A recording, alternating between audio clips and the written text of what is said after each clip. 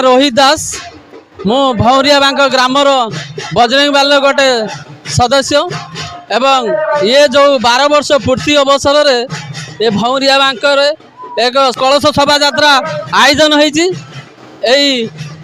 पर्वटी आम गाँव समस्त जा मान अभिमान को जुटाई आज समस्त एकत्रित होइचु बजरंग बाली से जो भक्तिमय परिवेश बहुत खुशी लगुच।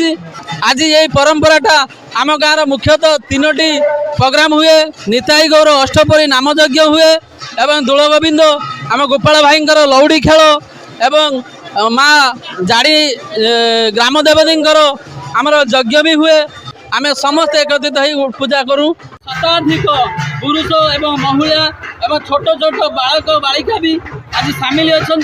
आज जो ये भव्यमय पूरा परिवेशटा बहुत जमी भगवान स्वयं आविर्भाव होती।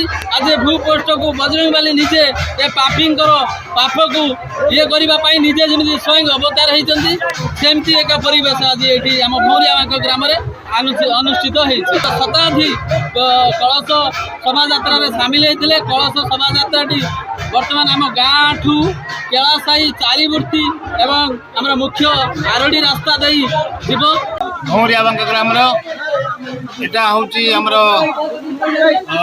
12 वर्षर वार्षिक उत्सव जहाँ आम गाँव कमिटी पिला एवं ग्रामवासी एवं पाख पड़ोशी भाई माने समस्त सहयोग काली आमर अंकुरार्पण होता एवं आज भी कलश शोभा यात्रा चली ठीक 2टा खंड समय आमर कुमाहुति यज्ञ आरंभ एवं संध्या समय समाप्त हो।